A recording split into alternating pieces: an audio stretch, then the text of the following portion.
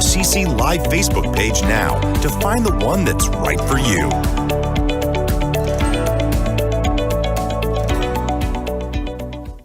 Are you on Spotify? If so, be sure to check out our worship playlists by searching for the playlist name, Worship at Christ's Church.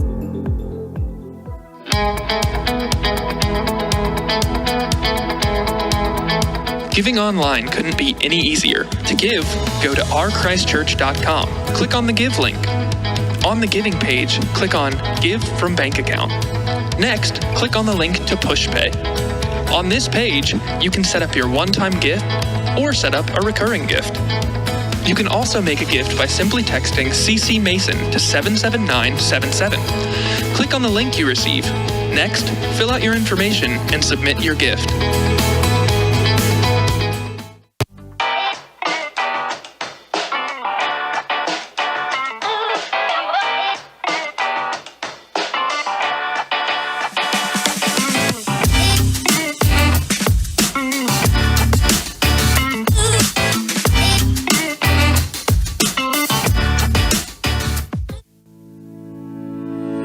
We all need community.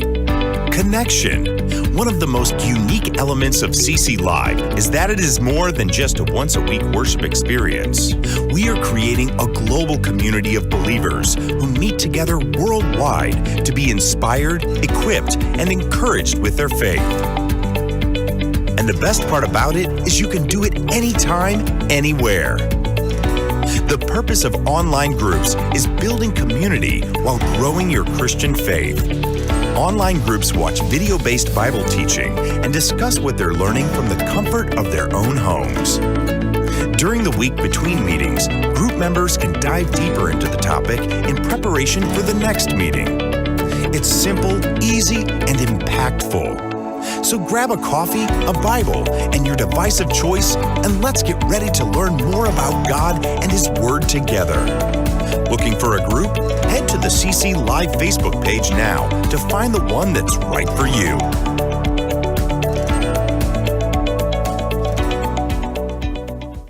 Are you on Spotify? If so, be sure to check out our worship playlists by searching for the playlist name, Worship at Christ's Church.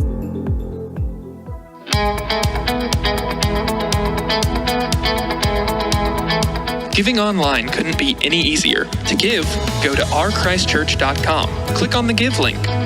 On the giving page, click on Give from Bank Account. Next, click on the link to PushPay. On this page, you can set up your one-time gift or set up a recurring gift.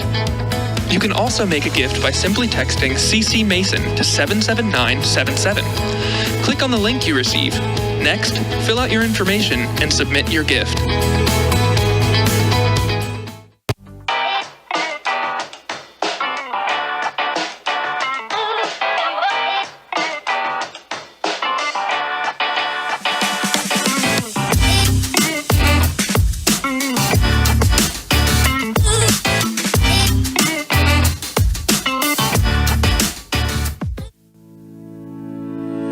We all need community. Connection. One of the most unique elements of CC Live is that it is more than just a once-a-week worship experience. We are creating a global community of believers who meet together worldwide to be inspired, equipped, and encouraged with their faith. And the best part about it is you can do it anytime, anywhere. The purpose of online groups is building community while growing your Christian faith. Online groups watch video-based Bible teaching and discuss what they're learning from the comfort of their own homes. During the week between meetings, group members can dive deeper into the topic in preparation for the next meeting. It's simple, easy, and impactful. So grab a coffee, a Bible, and your device of choice, and let's get ready to learn more about God and His Word together. Looking for a group? Head to the CC Live Facebook page now to find the one that's right for you.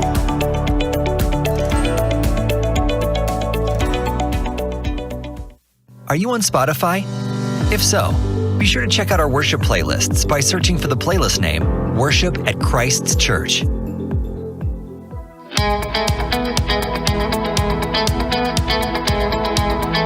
Giving online couldn't be any easier. To give, go to ourchristchurch.com. Click on the Give link. On the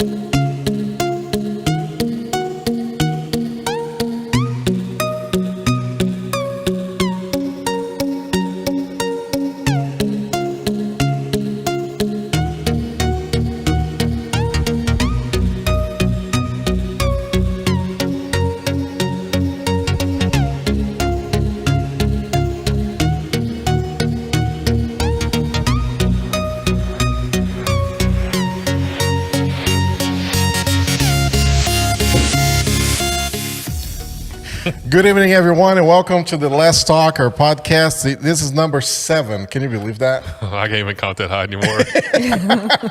Number 7.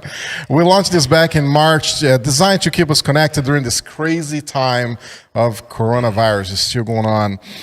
In a time where social distancing can lead many to feel isolated and alone, we want to create a space where we can connect with each other and maybe laugh a little bit. And today, folks, is about a lot. We're going to laugh a lot. I mean, I'm putting on you guys the laughter. Oh, man. That's what this is about today. We're gonna laugh a lot. We're gonna just tell stories. I hope. I'm counting on you. Don't leave me hanging here. Don't leave me alone. Tonight, I am your host, Joey Santos, your online pastor here at Christ Church in Mason, Ohio. But last time, 2 weeks ago, we had Shannon Foote hosted the discussion on prayer. Did she do a good job? Yes. She did a good job. She did a great Excellent job. And I'm surprised I was allowed to come back, actually. So was I. I was surprised too. I thought Shannon was going to take over for just both of us. No, I was open to it. Sometimes it's just leave it or take it. You know what I mean? Mm-hmm. Like, it's just one of those. And she left, but she'll be back. She'll be back to host again. If you missed that one, you can find all the past Let's Talk podcasts on the YouTube channel. Make sure to go there. We have a channel for our Let's Talk podcast. You know, here, my friend on my right, Mr. Willis, Brad Wilson, our campus pastor here. But we also have 2 special guests with us tonight. Mm-hmm. So let me introduce to you guys our first guest, Katie Davis. Welcome to the table. Thank you, Joey. She is a super involved volunteer here at Christ Church and is very passionate about finding ways to create community for the women. Katie has been married to her husband, Wes, for 11 years. July 10th, yes. That is great. I know. So it's coming up. Yes, it is. Big plans?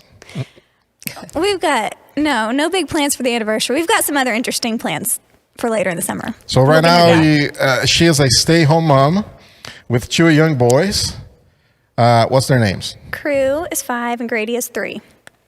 Awesome. So I got a first, before I introduce Kim, I got a first question for you. Okay. Tell us about this nickname that you received at this mission trip to Dominican Republic called WPM, Words Per Minute. Courtesy of the giver of the nicknames, Brad Wilson. Well, I was trying to learn Spanish on our Dominican Republic mission trip, and so everything was doubled, and I already talk a lot, but everything I would say in English, I would try to say in Spanish, and then see how I was doing. 25% of the time I got it right, adding an O at the end of a word. Oh. But yeah, I wake up, I'm a morning person. Yeah. I'm a morning person. I woke up talking before coffee and nobody else was ready for it. So you wake up in the morning already like you're ready to go. Ready to go. Lots of words. So you are a morning person. Yes, this is why I teach my kids in China before my family wakes up. So Wes is like, you get 10,000 of your words out. How early is that? What About 5 a.m. Okay, yeah. Get all some of my words out before he wakes up, so he doesn't have to listen to all of them. Well, we're gonna dig into that a little bit more. Oh, hang in there. Okay. And then I have here Kim Wright. Welcome. Thanks for coming, though. Thank you, Joe. I think. She's also super Sure. About this. Okay. very active volunteer here at the church, and her passion is also women's ministry. It's a women's ministry. Helping women grow closer to the Lord through engaging in His Word and learning from each other. She's a farmer and blogger. I'm a micro farmer. I have like a little bitty farm. Okay, come on now. Come on, my writing team, they're never wrong. So they put the word farmer. Tell us about that. Yeah. Compared to me, you're a farmer. Yeah. Well, we usually have chickens. We don't have any right now.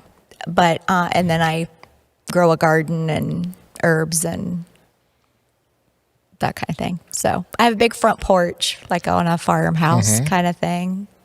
I know. Have people come over and just swing and solve world issues. Has Todd taken care of the pond? Or no, it still Sorry, looks Todd. terrible. I know it still looks terrible. So Well, we're excited. You been married to Todd for 37 years. it'll be 37 in October, so In not October. quite 37. Yeah, I think we're going to make it though. We're close. We're close there. I think we're good. He started traveling again, so I think we're going to be okay. So yeah, he's gone. So I think we're all right. There we go. There we go. Marriage counseling right there. Yes. Mom of 5 kids 5. Yeah. and 4. Is that why you grandkids. asked me? So I could be like the oldest person? No. Okay. Not at all. Okay. Not at all. I already got in trouble this week about telling somebody that when I invite them to come and speak because of their experience, like, it's calling me old. Oh. And I was like, yeah. how am I going to get out of there? There's no way to get out of that. You No. just wave their white flag and walk away and Yes. call it a day. But today we're going to talk about family. We're going to just chat. Let's just talk about, it has been a interesting experience for everyone during this going to 4 months Yeah. of staying home. But I want us to look back, though. I want us to kind of let's get out of the coronavirus a little bit and let's just go back to our experiences. And I'm going to start with you, Kim. Okay. I'm going to start with you. Tell us your best memory on family vacation. Give us something good. Give us something what's your best family?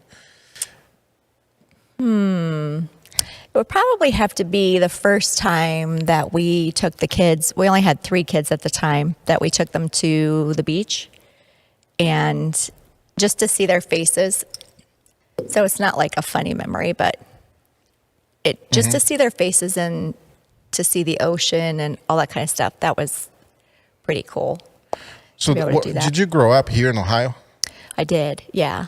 Just north of here, though, just south of Columbus, in just a little town. Tell us a little bit about Amanda. that, growing up. Well, I grew up with I grew up with my granny, and so growing up with your grandparents, they're older, so and I grew up growing food and Farming. basically, yes, canning, and grew up with my older brother. And there's six of us siblings, but I only grew up with my brother, and the rest of them were elsewhere, distributed, I guess. So lots of stuff there, but yeah, so that was interesting growing up with older grandparents who raised me. And my grandma always stayed home with us, so there was always that safety, which is probably why I worked for a while when the kids were little, but then I've been at home with them for the past, since Carson was born. So he's 16 now, so yeah.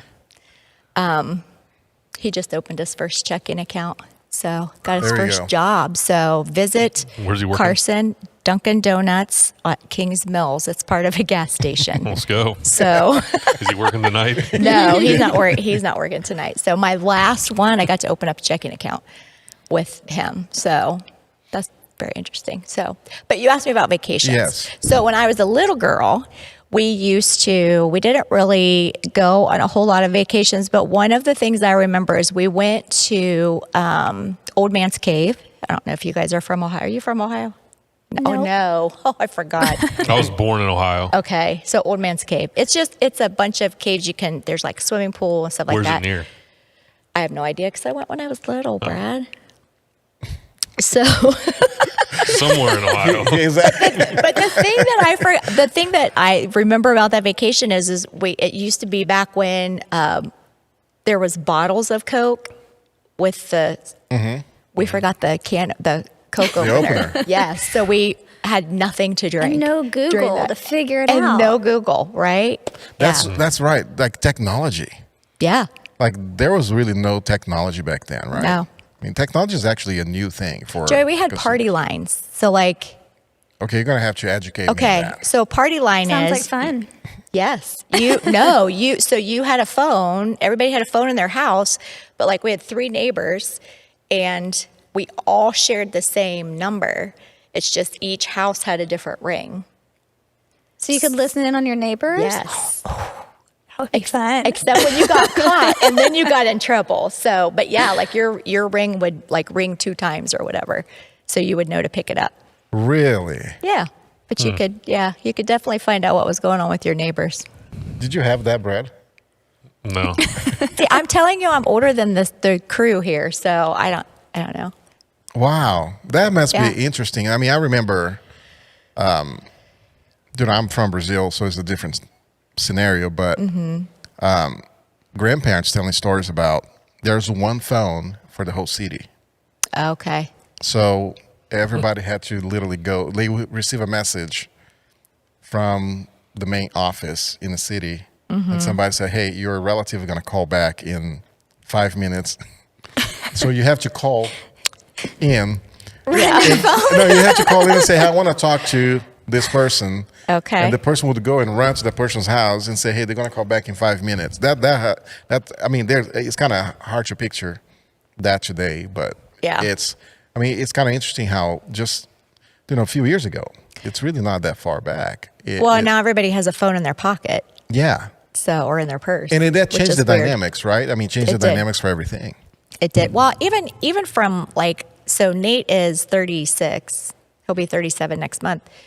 And then Carson's 16. So even in just that 20 years to see how much everything has changed technology-wise and everything. Like when Nate was, which this is getting off topic of vacations, but when Nate was in I think we got our first computer when he was like a sophomore, junior in high school. And now, like, Carson doesn't know what it's like to not have a computer. You know, he shows me things on stuff all the time because I'm not very technological, as Joey knows very well. 'Cause he I don't know helps what me. you're talking about. Katie, tell us about you. Like, what do you remember, even growing up? Like, what is a vacation memory that you have growing up? I guess our biggest, funniest vacation memory, my dad was always the one to find, like, the world's biggest hand-dug well, like the Griswold family type. We got to stop and see all these crazy things. So one summer, I guess my mom let him plan our trip. And he planned a trip to go to the Dixie Dude Ranch in Bandera, Texas. And I'm now like I was then, like not a dude ranch kind of kid. So it was like in a cabin, trail rides on horses every day. The first horse I got on, I was so nervous that I was holding the reins so tight it tried to buck me off. Then I was terrified, but I had to go because I was too young to stay back. So I asked for like the slowest, oldest horse. His name was Cracker. And I would get on Cracker. I'd be like, "Good boy, Cracker. Good boy. Like, we can go as slow as you want. Just keep going slow. It's okay." Then we went to the rodeo at the end of the week, and I cried because I love animals. I don't eat cows because they're like big dogs. Okay. Let's pause that for a second. So you don't like all of Joey's Okay, meat pictures? But I'm not going to eat it. I think folks are going to fight here in the podcast for the first time. Can Hold on I a switch second. seats with Kim? Cows are big dogs. Well, Yes. I had a moment with Cow on a run. Yes. A night after eating tacos back in like college, and I went for a run, and this cow just like stared me down. I'm from Arkansas, so there are cow pastures that I would run by. And this cow just like stared at me with its big brown eyes as I ran down this whole street. And I had to look at it and be like, "I ate your brother for dinner last night." Or your mom, or I don't know which ones you eat. But. Okay. Wow.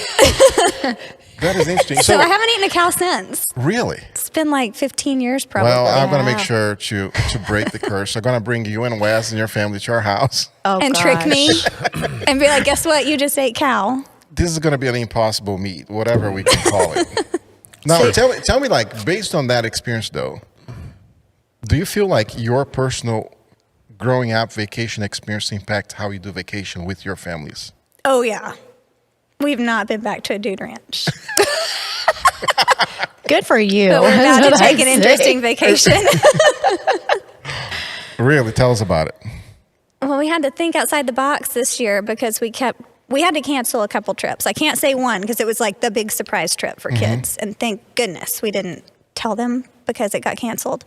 And so we kept going, let's go to the beach, we'll fly. And then all of a sudden we were like, I'm still not comfortable with it. So we decided just 2 nights ago to rent an RV. Wow, that's fun.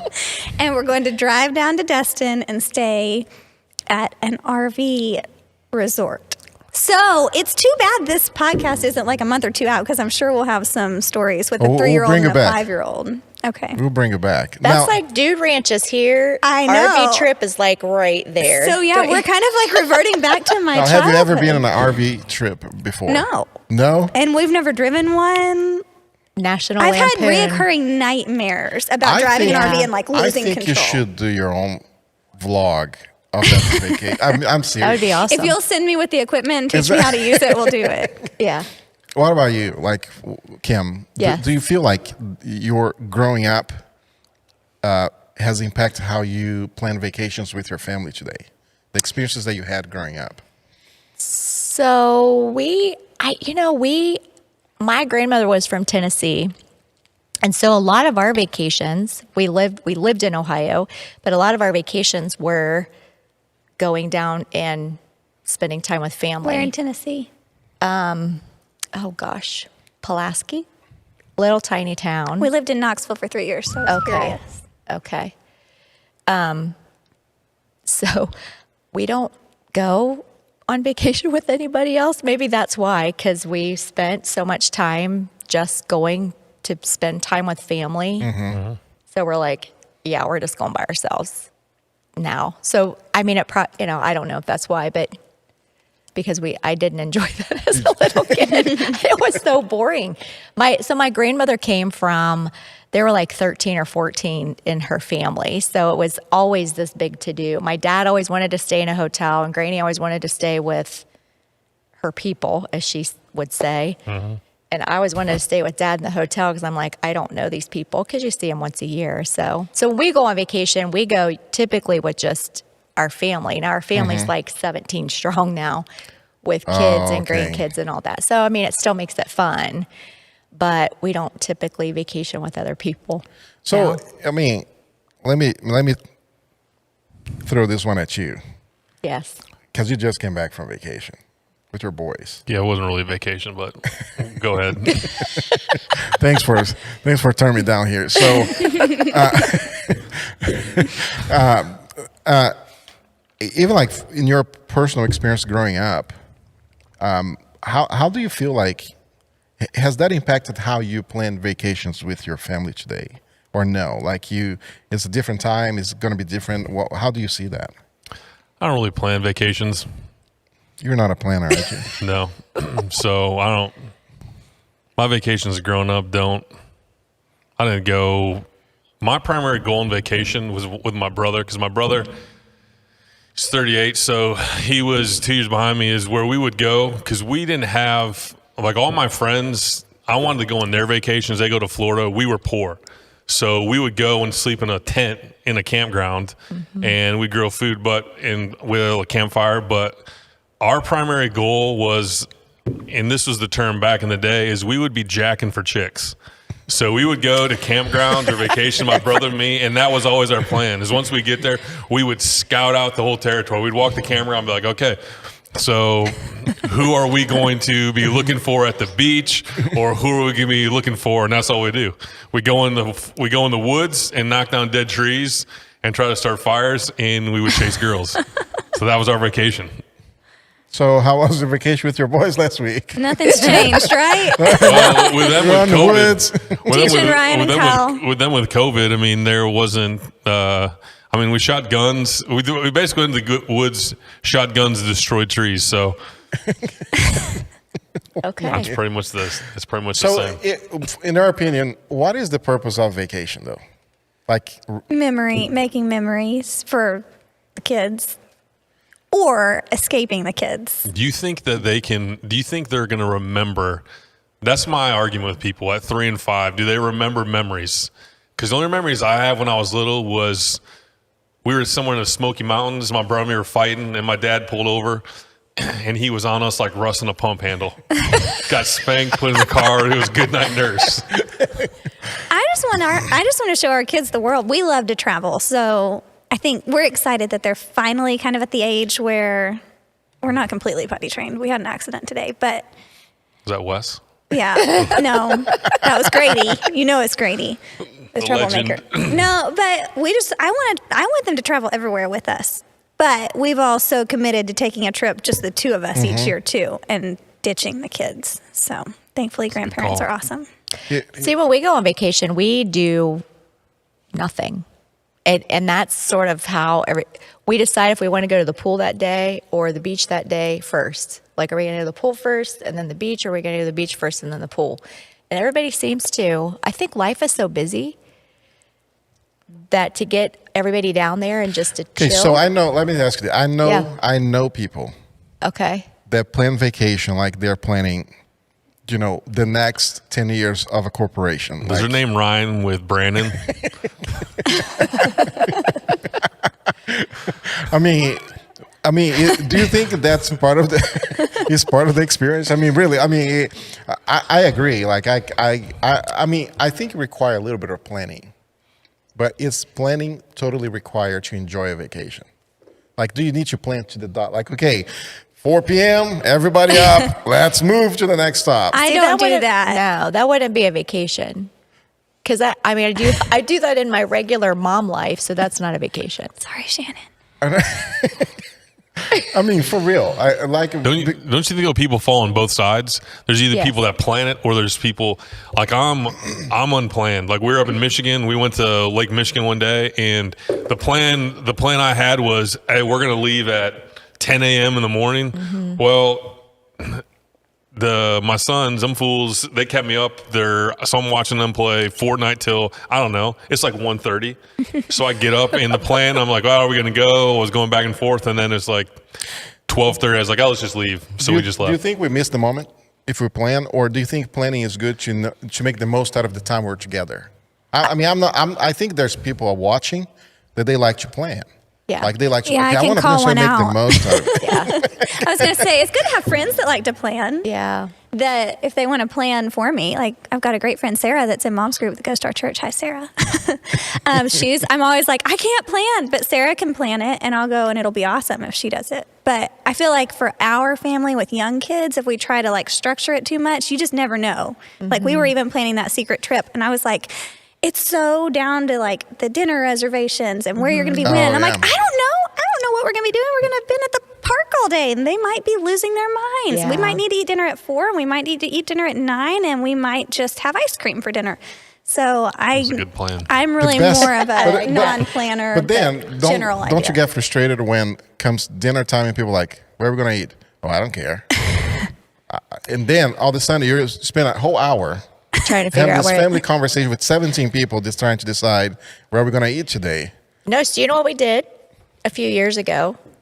So we rent a beach house, and what we did and dinner always landed on me, which that's not vacation because that's what I do at home. Mm-hmm. So then every adult couple would, I know Shannon could join us. Every adult couple took a night, and dinner was on them. We had friends that whatever did that. But that they vacation wanted. was about family coming together, right? Like, it's almost like, I know it might be a hard comparison, but it's like if we had an opportunity to bring our both services here together into one place, because we never have the opportunity to have everybody in one place. So I think for you, with a big family, is like, it's an opportunity to have everybody together for at least a week. Yes. And how you make that about that instead of, everything else, because it's still, everybody got to have responsibilities on that. But it becomes more about that, right? About like, we're together and that's what matters. Yes. It is more about that. Now, I think there's some vacations, like Macy and her husband went to Ireland several years ago. I think if you're going to go there, you would need to map out more what you're going to do, I think. So I think vacations, it just depends on what Depends the experience. So it's about the experience there. Yeah. Yeah. Well, that's good. What do you guys think of other aspects of life and family? Like, because I really like to look at, Take that one, Katie. That's a broad question, though. Hold on. I'm going to narrow it down. Narrow it down. Narrow it down. You're I'm going to bring down here. like look at like raising kids. You know, we're in a whole total different time. There's no way. For me, it's a different perspective because the multicultural aspect of my family. I grew up in Brazil, and it's a total different reality than here. I remember the biggest challenge it was, and actually, I have to confess, it was kind of fear because, you know, we start having kids, and I was like, I don't know any of the songs. I don't know. I mean, I don't know anything. I know in Portuguese, and they don't match. They won't understand. So, but for you, like when you look at it, I mean, it's a whole different culture. How did you see yourself? All of you, even Brad. How do you see yourself? even Brad. Even Brad Wilson. How do you see yourself adapting to? You know, that's not the way I grew up. Comment, perspective to like this is what I have to do today with my kid in the aspect of raising kids. How do you see that? How do you see yourself in that position? Well, I don't know that I have like a direct answer, but I feel like I'm like still in little kid years. So I feel like I'm still learning like day by day, and I've learned so much since just being here. We moved here and started going to Christ Church about like 4 or 5 years ago now. Y'all probably know better than me. Shannon, can you tell me how long we've been here? 4 years. Thank you.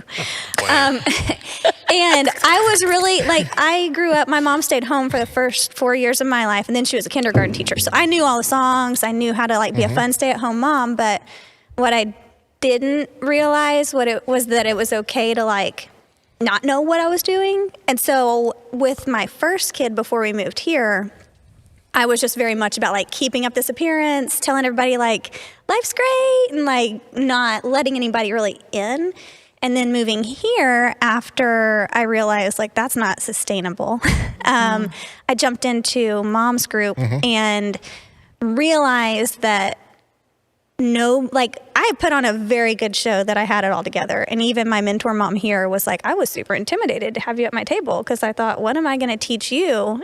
And then she was like, and I was thrilled when you sat down and I realized you didn't have it all together. But what I learned was to be in mom's group and like kind of let that guard down and just be parents together. We all learn together. So it's not like it was when I was a kid. It's not as simple as it was, but doing it alongside other moms that have either recently been through the same thing or have been through the same thing earlier on or in the thick of it with me has helped. And we can all kind of put our heads together. Funny. Like we all feel that way, right? Like we feel like we have to be ready. Like when we decide we're going to have kids, we feel like I have to be ready. Somebody told me you're never going to be ready. No.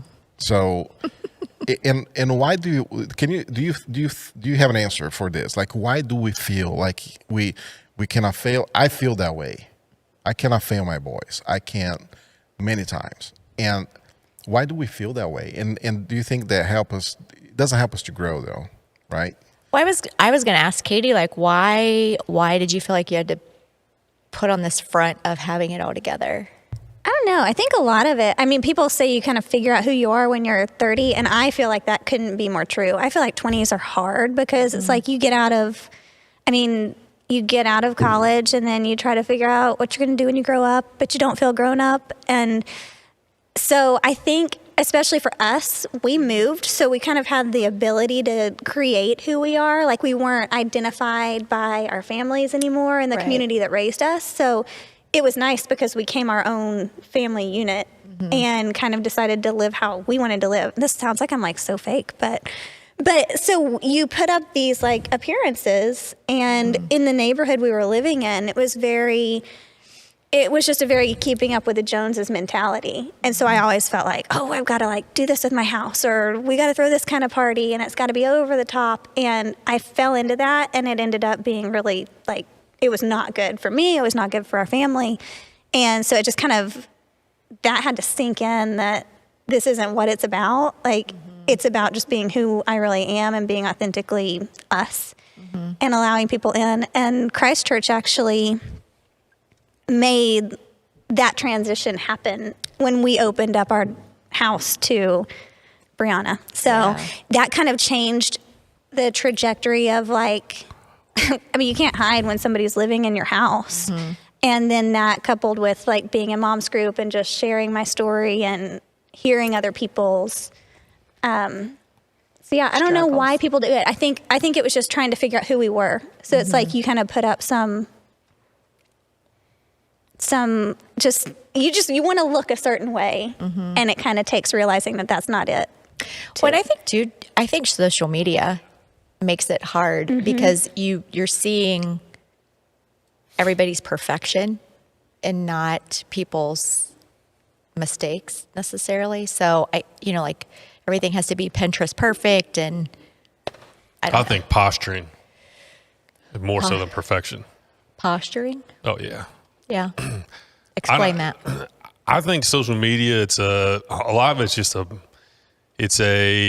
I'll probably offend people, but tell me something I haven't done in my 4 years of life. It's just it's a center for phonyism and fakeness. And so people like in this community, there's so much pressure in some of these places to appear a certain way. And you see it with kids. So you got a lot of parents that the guys have known that listen, dude, I know your story that you got cut from varsity sports and it's all politics and you're good enough to no, you weren't. If you're good enough to be on the team, you'd be on the team. Maybe 1% of that stuff happens. So they're like, I'm going to live my dreams through junior. And so they push them in there. And so it's always, because for a lot of parents, how well our kids do, then I think we take that and that's a reflection on us. Yeah. So, but the problem is with kids as you get there, it's like with mine is just for me, when you look at this stuff, is I just limit stuff on social media because at the end of the day, I don't really care. Yeah. And if I sit on that too much, then I start reading all these things, and half the stuff I think people put on there is they're trying to appease someone else that's never going to really like them, or they're more interested in what other people think. And I go back to is there's a simple solution is, as Christians or people in the church, the moment I care more about what you all think about me than I do what God does, then I've already lost. Right. Don't you think? Because that's a losing battle. We're so inundated with negative things, and for people to see somebody else going through some positive experiences, that's a good thing through social media. I mean, why? Because it's not real. If it's real, I think that's okay. I mean, yeah, but then there's people of right now, like I don't understand. I'm not smart enough to understand all the things that are going on with kids or families. But if that was the case, why it's crazy to me that kids post stuff on there, but it's like the more kids are on social media, the more like we have this epidemic taking place with mental wellness. And so I think, and sometimes for people is when they see things and other positive things, then it's easy to, you're like, man, I wish that could happen to me, or I wish I had that, I wish I had that. And so in some ways it can be a more negative thing. And it's like we say it all the time, but I mean, people forget. It sounds so cliche and dumb, but okay, if you understood really the value you have to God, that can be life-changing. So that tells me either we communicate that message poorly, or people that claim to love Jesus, they don't really have a faith. It's more of a routine than it is a relationship, because it would have to change things. Yeah. And there's people much smarter than me. These are just my pontifications as I sit. No, I know. You're a social media expert, and that's why I like you having that conversation. I feel like the other thing to kids in social media too is where, like before social media, when I was in school, if you weren't invited or didn't get to hang out with a group, you might hear about it Monday at school. But now, when you talk about like mental health in kids, like it's right there. They see it. They see that people are out having a great time and that they knew nothing about it, or that they were intentionally left out. And I think that's hard. And I mean, I dread my boys having to go through stuff like that. I'm thankful I don't have girls. I'll just go back to letters. Put them in your locker. And do you like me? Right? Yes. No? Make it be simple. Did you get a lot of no's, Brett? Or? I did get a lot of no's. Well, and I think Carson and I has actually had this conversation. I think we're too available to everybody. Like we're too accessible. today. Like, man, I can't even go to Myers. If I forget my phone, I panic because what if somebody needs me? Well, that's Or you're liking something on ridiculous. Facebook and someone calls or texts and you're like, don't want to take that right now.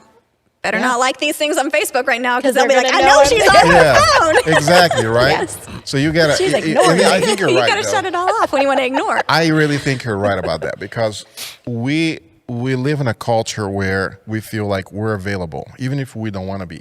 Yes. And I think it's everywhere. I think it's interesting when people complain that you never answer to my text. Well, you texted me 5 minutes ago, Yes. right? Yeah. Okay, hold on.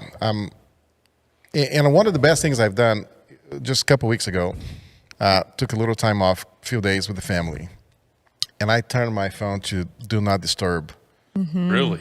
for The online master. For Brad Exactly. Wilson. The social media savant. You did that? no, for 4 days. It was Yeah. in Do Not Disturb. So how'd you do with that? I enjoy so much. Yeah. Because I remember I had to remind myself that I had to look in the phone if I want to see something that happened because I forgot. Did those red dots stress you out? No. Like that's the thing. And you have to get your point. They don't and me hear either. me out. It gets What's the red dots? I know. What is that? The notification The things. Like when he notifications. turns it on, I didn't know if he'd be want to go, No, you turn it on, and then there's a list of things that are just listed there. And Oh, okay. And it's just there showing, and I really got to a point where like I don't care. I literally got to that point. I don't. So you care. did that within those 4 days? Yes. Because I'm taking a social media break in Yeah. July because I've been reading articles about how we are addicted to social media. So I'm So, like, and I okay, have- I'm going to I'll do prove it with this. you. I'm I going turn to all my prove to notifications myself. off But I you did said- mine too. with everything. So you turn it off. You still get the information, but you No, don't get I'm notified. disappearing. So you put I'm on going to a disappear. airplane mode. The reason for me is I put a notification off because there's specific people that they can call me, and I have a listed there. That Is if they Brad on call the me- list? No. He tried. He was not Was successful. Shannon on the list? No. No. Gotta look. And it was interesting because during those 4 days, there's a couple situations where I got notified about it that it either needed my input and I said, you know what? They're going to have to figure it out. And I did. I answered. Like I saw the notification later. And I think it's okay. I mean, it's okay because we really live today in a culture that I want you to respond, and I want you to respond now. Yes. And it has to be now. And if you don't, I'm offended. Why you never Well, you're reply? offended, Why- or why are you mad at me, or Yes. is there something wrong, or it's Exactly. like, holy cow, I just was out in the garden, or I went to Myers and I don't want to. So there's good and bad. So that somebody can say, hey, while you're there, pick up whatever, or you can have full-on conversations. And when my kids were little, going to the grocery store was like my time away. So I didn't necessarily Now want to be let me ask you this available. then. Well, can I ask you a question? Yes. Because how does that experience? Because that really is. There's one person I know. I'm pretty sure I know that you would respond if they notified you, but that's for neither here nor there. There's actually two people. But going back to that, how does that? So will that experience? Will that change anything? Will that make things different for you when you're back, like in your normal work routine? It is. And that to me is annoying. Because then when 4 days later, it's 250 mails I have to go through because I did not read any of them. But I was spending time with my family, and I was like, I'm going to turn this thing off. I'm not going to pay attention to any of it. And the thing about it is how much I enjoyed.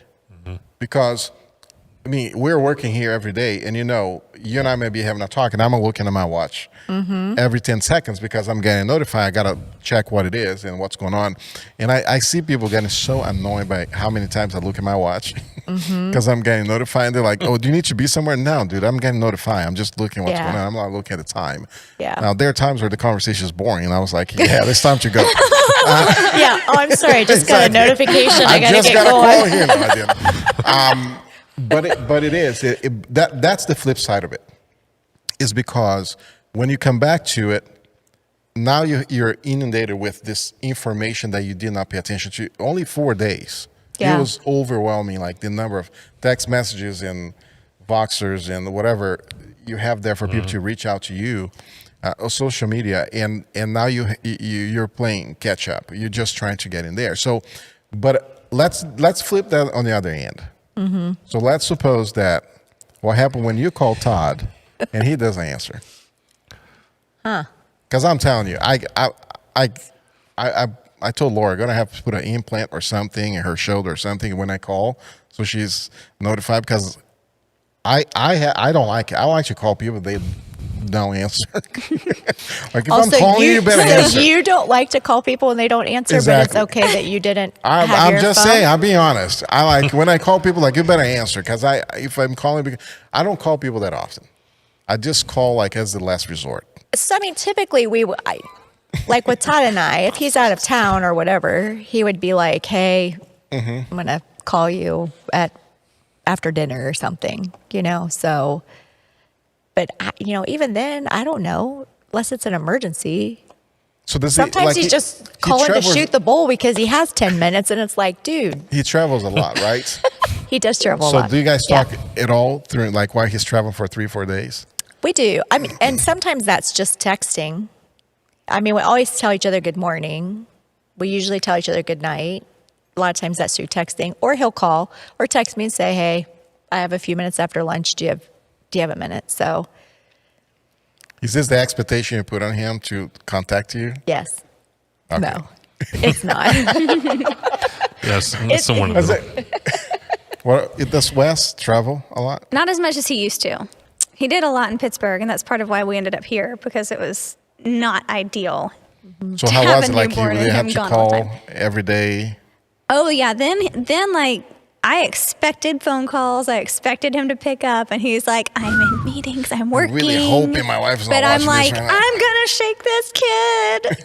Yeah. I need you to pick up the phone." Yeah. I didn't really want to shake him. I know. That's okay.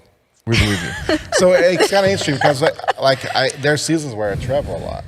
Mm-hmm. And I mean, if I'm gone, I mean, if she calls me, I know it's important. Like I will answer. But Yes. usually I may go for 5 days, no communication. Yeah. I literally I don't text like every night. I just don't. And it's kind of interesting because she's okay with it. Yeah. Because she knows, like, if I call it's because something, and that's the thing. If I call it's because something happened. Yeah. Or if she calls because something happened, and we already have this thing established that, like, so I'm at work. Mm-hmm. Let me get through this. If there's an emergency, just call, just text, and all that. So it's interesting. I have friends that travel a lot, and they like, once the plane lands somewhere, they're like, I landed, I'm here. Now I talk to you in 5 days. I think Yeah. we check in each day. We at least check in Yeah. to make sure. Yeah, Todd will check in. Yeah, I mean, we don't always actually talk on the phone every day. And I don't usually call him because his schedule is so weird, and I never know if he's actually working and if it's actually an emergency, I'll text him like 911, like 911, and then he can step out and take my call. Your boys, they have phones, right? Mm-hmm. Do you expect them to kind of call you every day or check? No, they don't anyway, so they're like me. I was gonna say that's a guy thing, I think, too. Yeah, I'm good. They'll text me if they want something. Yeah. Got it. So how do you think that's going to be with your kids, though? Do you expect your kids Oh to? yeah, they better pick up. If mom's calling, you better pick up the phone. Unless they're driving, Katie, don't have them pick up the phone if they're driving. I'm not there yet. See? See, I haven't gone through everything. Yes. So Carson has to. He's only had his license since the end of January or something. So we're in that sort of 6-month period. Do you have a So- tracker on him? I don't. We did Mallory because she was a little more ornery than Carson, but we'll leave that there. But he has to call and say, or he has to text me and just say here. I know. For a while. I mean, it's kind of funny because you talk about social media, but the best thing about social media is remind me of family birthdays. Oh, Because I don't remember them. Like, it was kind of funny. It happened this year. It was my tell me mom's Laura's. birthday. It was my mom's birthday. And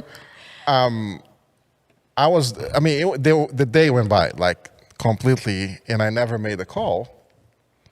And my mom called, and like just to mention about something else, like not even talk about her birthday, but she mentioned about something else. And I said, "What did you do today?" I said, "Oh, your brother took us out dinner, to celebrate my birthday." I said, "Oh, Mom, you just ruined it." I was about to just bring it up and blah, blah, blah. Good cover. Was that when she called you the family man? So, that's one good side about social media, though. I should use it because I'm terrible I never wish anyone in my family happy birthdays. Or any of that stuff. I don't really like birthdays either. Like I know there's my son's birthdays, but outside of that, I'm just not. Like I screen a lot of calls from my family. So like my mom calls, like. Is she watching this? It doesn't matter. She knows anyway. I'll reply to it, but. Yeah. It is. It's kind of interesting though. I think technology helps, right? I think there's an advantage for us. Yeah. To have the technology, I think has dominated our lives in a way. Yes. It's taken over in some areas. But there's no doubt technology help us. For some of us in this room, technology is a battle. But we face our challenges. Well, no, it's not you. But we face our challenges. But the technology is a good thing. The tracking system. Yeah. You didn't have that before. No. Right? So Yes. the fact that you can have that for your kids, is that a good thing? For us, yes. For the parents, yes. But when you get a text message from your mama and it says, "You told me you were going here and you are over here." And there's an great app for that me. corrects that, right? No. There's an app that actually the kid can put the destination. What?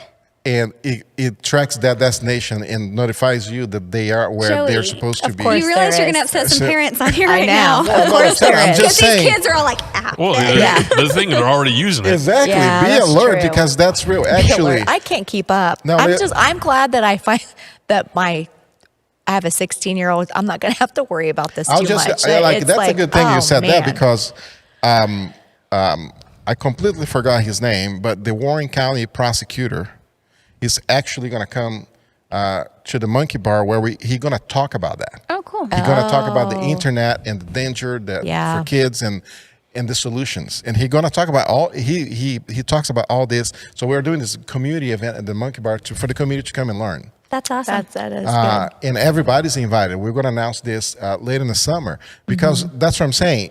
That is real. I just learned this week because my boys don't have phones. And How old are your boys? 11.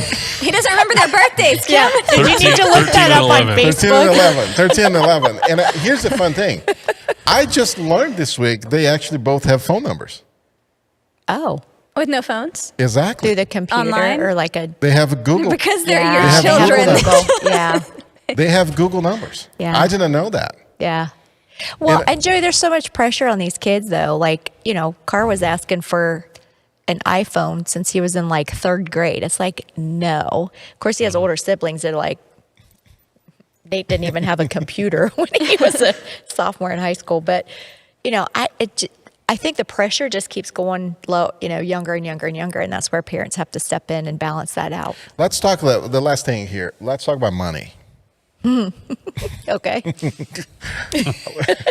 Let's talk about money because it's a very interesting subject for kids today. They want everything. And they feel like I'm just saying in general terms. Kids like I want this. They see the commercial. They see it's. Back in the day, I was the same way. I saw this thing. I want it.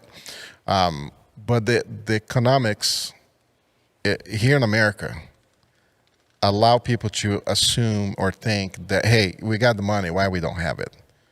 So how do you guys handle money with your kids? Like, how do you manage that? How are you raising your kids when it comes to managing money?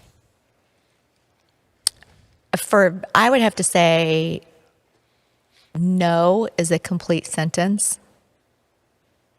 Just because somebody has something doesn't mean that you have to have something, or they put in half or they earn, this is all Dave Ramsey stuff, but they would earn a commission, not an allowance. So they're working towards their,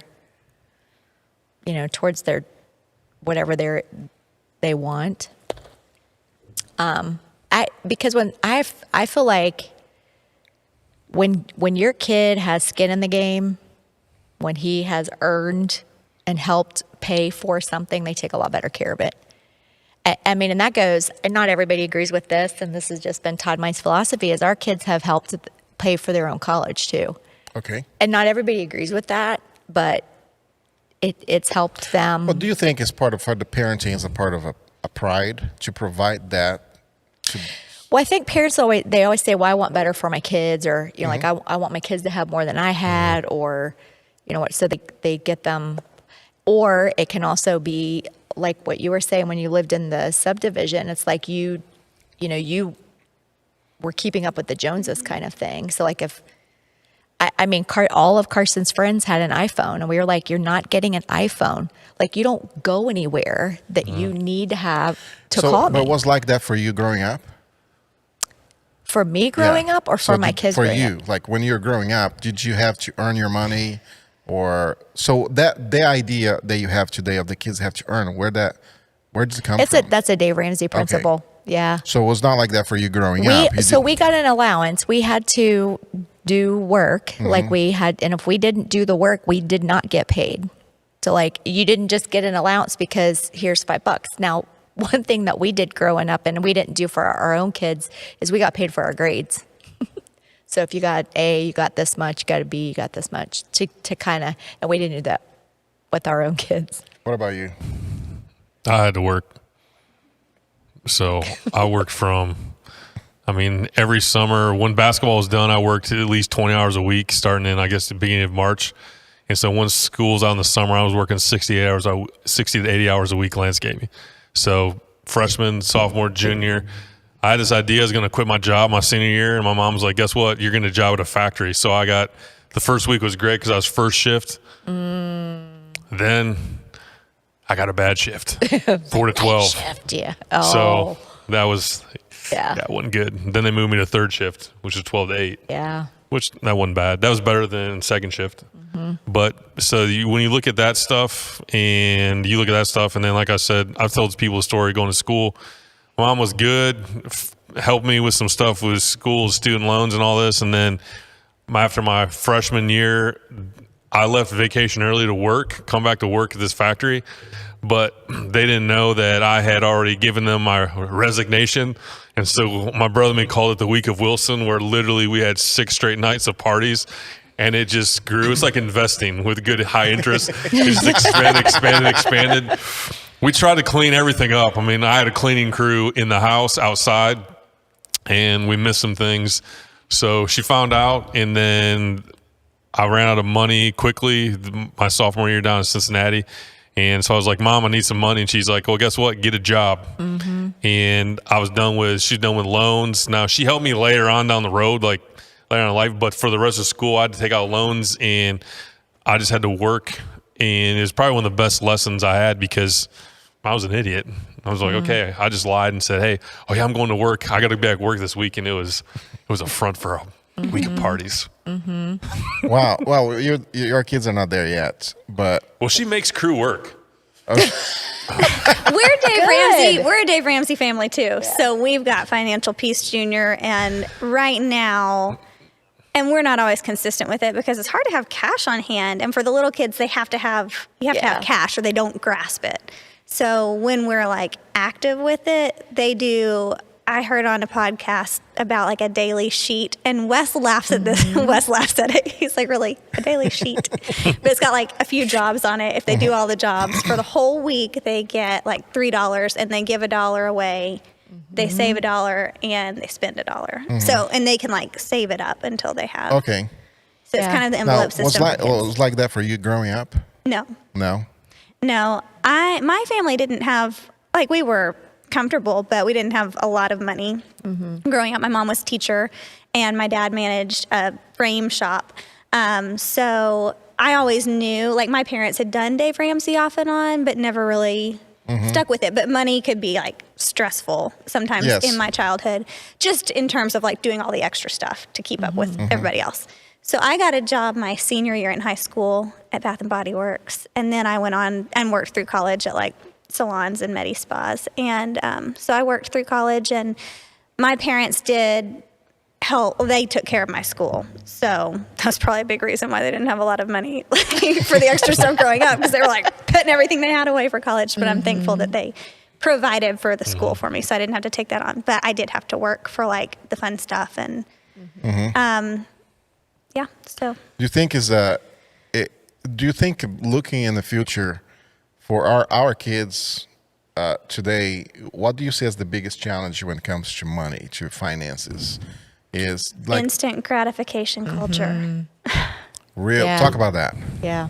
I feel like everything's so accessible, us included, but like Amazon Prime is free shipping and you get it in 2 days, maybe one, maybe a few hours. Like and my boys don't get, like, especially during COVID, like if they break something, they're like, it's okay, we'll just order a new one. I'm like, no, we're not. If you broke that, like, you're going to save your $1 that you get for your spend money a week for 27 weeks till you earn your money.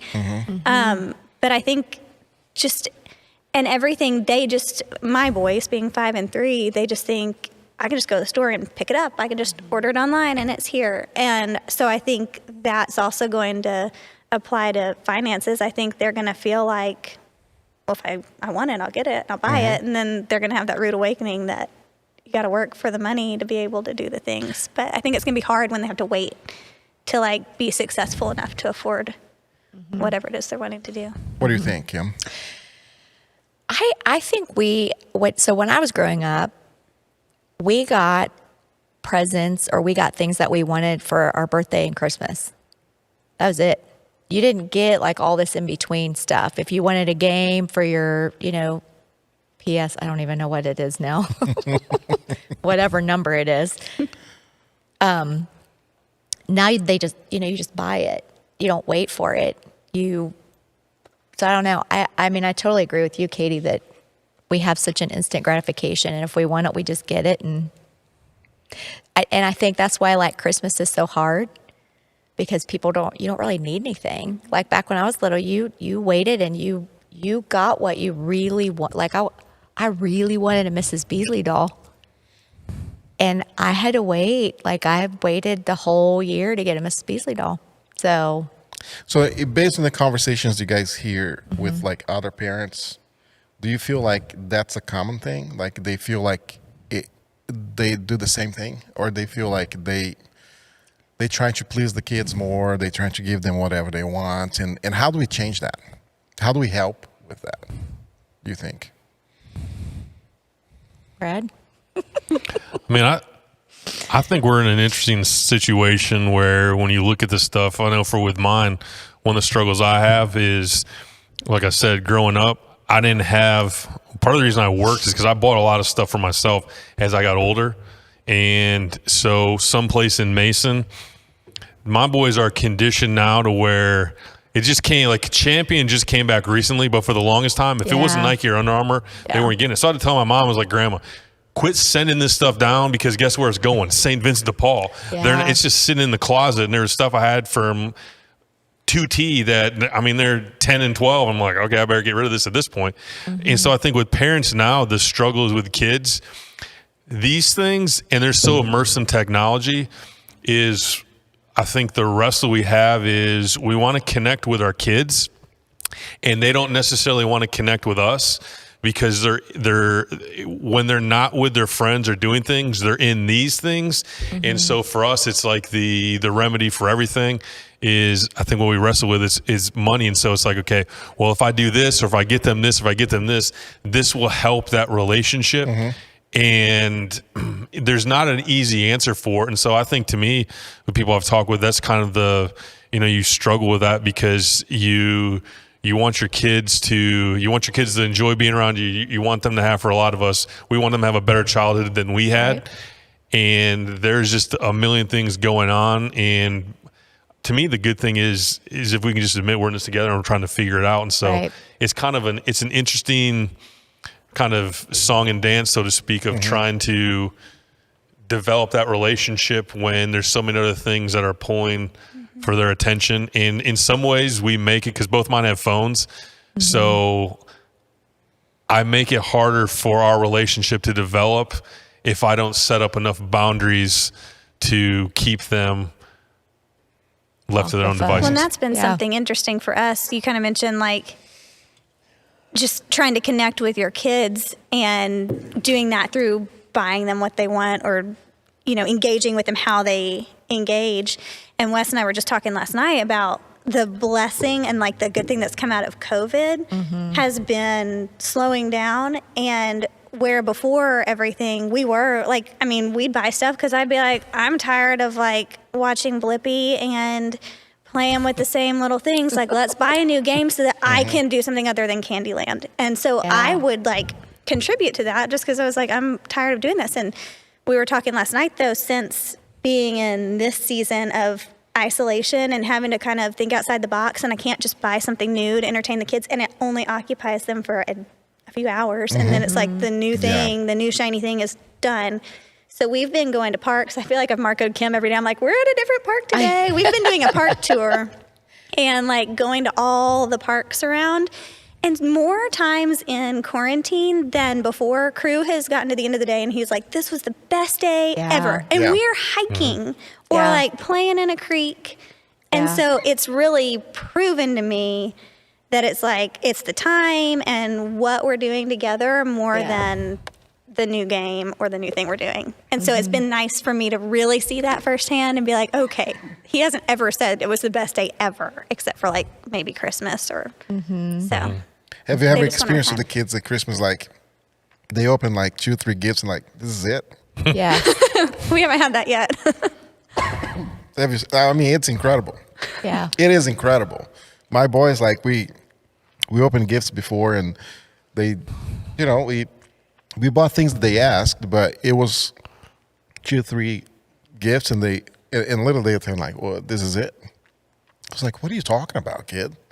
I mean, yeah, this is it. That's what you got. So go play. So you send them to play and say, pour me an eggnog.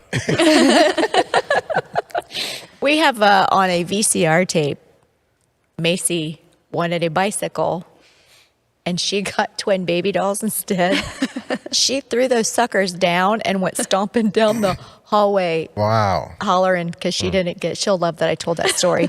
But yeah, I mean. You know, we got to bring this group back here to talk about Thanksgiving and Christmas. And that you probably would see Brad Wilson engage more than ever before. Yes. Because those would be his favorite subjects. They were 2 of my favorite days. Yeah. Well, this is good. Our time is up, but thank you so much for coming. I mean, this is great conversation. This actually is going to go down the history as the longest podcast we had. It's been a little over an hour. This is great. It was good. See, you didn't notice? No. You even noticed that? I was nervous too because I don't know what you guys were up to. I know. Katie and I are like marking. Do you know what they're gonna? I don't know what they're gonna I thought ask. it was going to be big I'm words. really I didn't nervous. know. Like, Yeah. I'm kind of. Big words with me? I thought. Really? I mean, No. maybe big words with a Brazilian accent that I'd really be confused. See, no. What are you saying? I'll keep it simple. Don't know define Joey's the asking word. questions in Portuguese, and we're gonna be like, I can do that too, though. That I can do. Actually, you walked away right before the podcast, and we were like, "Is it just gonna be us?" Brad was out. You were yeah, gone? yeah. No, it was fun. It was fun. It was Yeah, fun to have this this was good. conversation, and it was. We're so glad to have this opportunity. Mr. Realist is Yes, always, a charm. always. Very warm and ready to share. I mean, so excited about having him here every week. He cannot wait. Every week he's like, man, what are we going to talk about this week? I'm very excited about this. Well, and he found out Katie and I were coming. Exactly. I mean, my gosh. I thought you were gonna be silent too. What? I mean, one of these times I'm going to pull a silent podcast. Or to sit here and listen. I'm going to plead the Pass. fifth and everything. Well, the complete sentence is no. Did you think That's that? true. Now that you said that, I'm going to steal it. Nope. Wisdom from Kim. No, it's a complete sentence. No. Well, thanks again for being with us tonight. This was great. This Sunday, if you live around Mason, if you're around here, we are coming back together. We're back in the building. Yes. Excited about to be back in the building this Sunday, 9 and 10:30 a.m. With a lot of social distancing guidelines in place, but we actually get to be back here together. But we're also going to be online, and online has changed. We're going to be on one service only, online at 9:50 a.m. Most of all, church, we wanted to remind you that we love you and we miss you. It's been a tough few months here, but remember, you're not alone, and we're in this together. And for everybody, have a great night. Yes. Thank you. Thanks, You too. Joey. Thanks, Joey.